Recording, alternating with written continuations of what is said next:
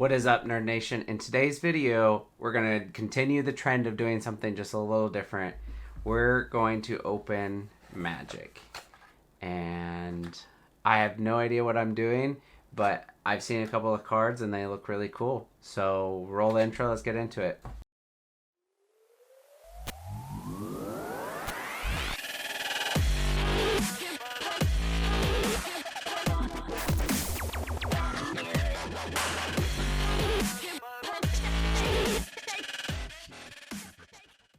So if you aren't aware, Strixhaven is the newest set that Magic came out with, and I have two 15 card boosters. First off, I just have to say this. Magic, you guys need to get your stuff together because this doesn't make any sense. So these are the exact same product, very clearly very different sizes, same price, but it's the exact same product. And once I open the box, you're gonna see it does not make any sense for you guys to ship it like this, whether it's shelf space or waste. I know Magic is not my thing, and if you're a Magic person, I could be making you mad, but let's be real, this is a total waste of space. Or maybe not so much for what's inside, but the amount of space or cardboard or whatever that it's taking up. So let's go ahead and switch into it so you guys can kind of see. So we have this box and then we have this one. Obviously, you can again see very different size. I did cut this just a little bit before I opened it or started the video, so that it's a little bit easier to open. You open it up, and it's a single booster.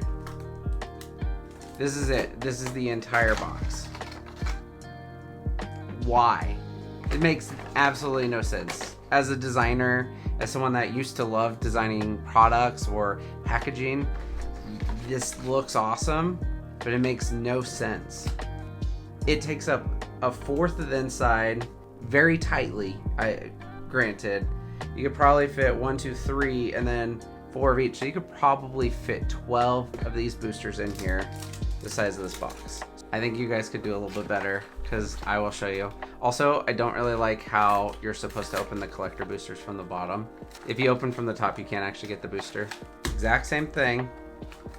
Smaller. You could fit almost 2 of these in this box. The packaging on the smaller one. I'm not actually frustrated, but it's just like, it just doesn't make sense to me. I have a friend who told me to get the collector boosters for my other video where I was trying other TCGs. I sent him pictures of the two and I was like, what is the difference? Because I had already spent 5 minutes Googling because I wanted to open up a couple because it's a new set. I really like the Demonic Tutor card. I needed to know what I was buying. I texted him and he probably spent another 5 minutes and he's like, I can't find any difference, and the price is the same. I think Magic, like, I know you have a huge fan base, but let's be a little bit better to the environment and not print these giant boxes. I will say they are cool, but like, no benefit. There's no reason to print this big of a box because it's not like even if you were going to use this as like, maybe you were new to it, like, it's not like you could even put the cards in here. I mean, you could just throw them in here, but then you're gonna damage them or whatever. Anyways, cool box. Excited to open these. I did open one on Friday and had some pretty good luck. I actually got Time Warp, the Japanese alternate art. The ones that are in the Mystical Archives are actually really cool. I'm not really a Magic person, but I have some friends that are really into it, and that's part of the reason I'm doing this video as well. My little brother Dakota, he has been asking me to do this. He loves Magic cards, and I'm pretty sure I kind of got him into cards. I know I used to give him a lot of Yu-Gi-Oh cards, and I definitely gave him some Pokemon cards when he was younger, so figured, you know what, why not? And this new set looks cool. Not a Magic player, but I love opening packs, so I figured why not. We only have 2. These are $26.79, I think, each. They're pretty expensive. Trying to bring down the cost of the videos just a little bit so I'm not spending as much per video. There hasn't been any kind of new releases for Pokemon, so I figured we'll check out the new release from Magic. Go ahead and grab one and get into it. And I have learned some more stuff about it since I opened the last one. Can't ever tell which side is the front because the back card is always double-sided.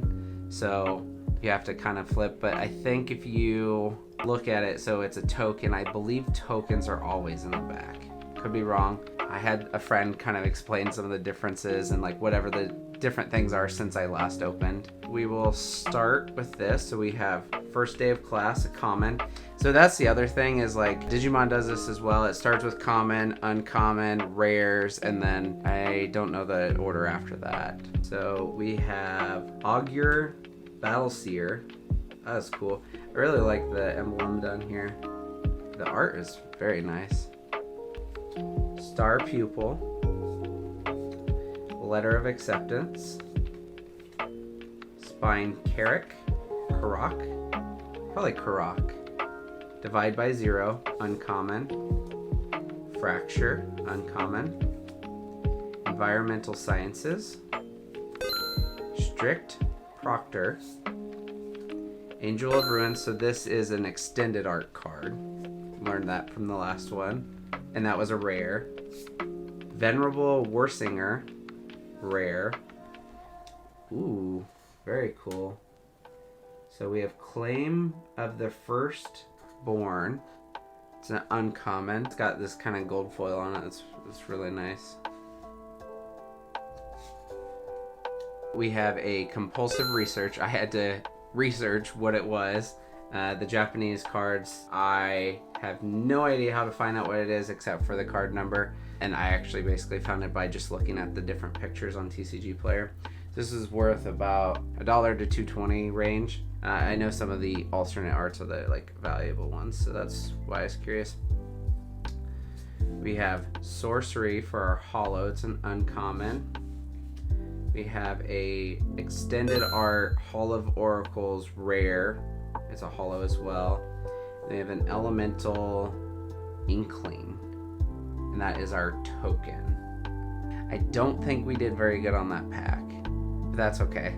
I pulled the Time Warp the other day, and that's like one of the top cards, so I was pretty happy with that. I do really want the Demonic Tutor. Even though I don't play Magic, it's just a really cool card. I'll put an image somewhere over here, and so you guys can kind of see what it looks like. It's really cool. So go ahead and get into the other one. So I believe this is the front. I believe this card is the token. We have Sudden Breakthrough, Blood Research, Rise of Extus, Professor's Warning, Laylene Invocation, Eye Twitch, Kelpie Guide. That's cool looking. It's a creature card. Basic Conjuration, Gnarled Professor, Dazzling Sphinx, the Biblioplex. We have an Adventurous Impulse. These are, like, the art on some of these cards are really nice. Like that gold is really cool. So for our Japanese card, so according to TCG Player, it is Kozilek. I'm trying, but it's Inquisition of Kozilek. So very cool card. We have another Japanese card, and this is an uncommon. So this is Village Rites. It's another Japanese alternate art. And then we have Crux of Fate for our mythical, I believe is what this means. And then for our token, we have a Pest, and it is a Spirit Pest. I think we did okay on the second pack. The first pack doesn't seem like we did great. That's okay. These are just another fun thing to open.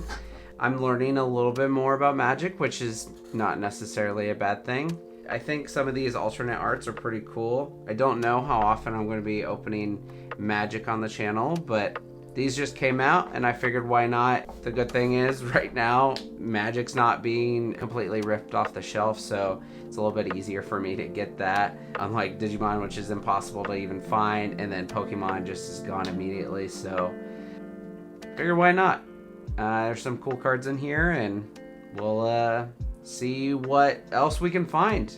I do think I'm going to do another video of trying out other TCGs at some point, but I really want to kind of go through TCG Player and kind of go through the different TCGs that they have available to purchase, and we'll see if I can find another one that I really like. But yeah, that's pretty much it for today. Thank you guys for watching, and I will catch you in another one.